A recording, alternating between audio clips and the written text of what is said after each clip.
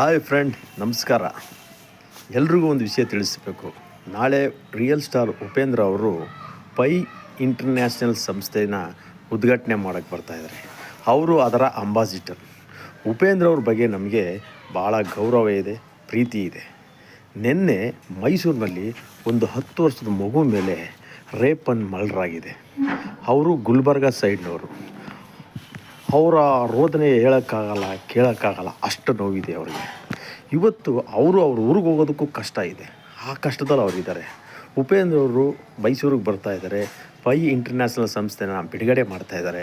ಅವ್ರಿಗೊಂದಿಷ್ಟು ಗೌರವಧನ ಅಂತ ಕೊಟ್ಟೇ ಕೊಡ್ತಾರೆ. ಅದರಲ್ಲಿ ಒಂದು ಪಾಲು ಅವ್ರಿಗೆ ಇಷ್ಟವಾದಷ್ಟು, ಅವ್ರ ಕೈಲಿ ಆದಷ್ಟು ಆ ಕುಟುಂಬಕ್ಕೆ ಕೊಡಬೇಕು ಅನ್ನೋದು ನನ್ನ ಕೋರಿಕೆ. ಉಪೇಂದ್ರ ಸರ್, ನಮಸ್ಕಾರ.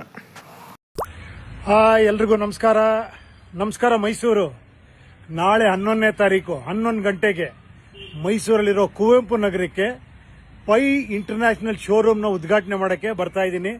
ನಾನು ಬಹಳಷ್ಟು ಪೈ ಶೋರೂಮ್ನ ಉದ್ಘಾಟನೆ ಮಾಡಿದ್ದೀನಿ. ಯಾಕಂದರೆ ಪೈ ಅವ್ರಿಗೂ ನನಗೂ ಬಹಳ ವರ್ಷಗಳ ಒಂದು ಸಂಬಂಧ.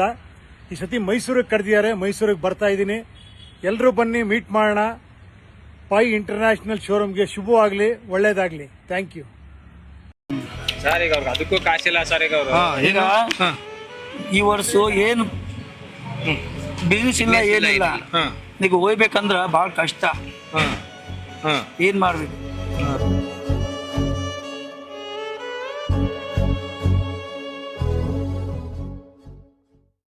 ಗಾಡಿ ತಗೊಂಡು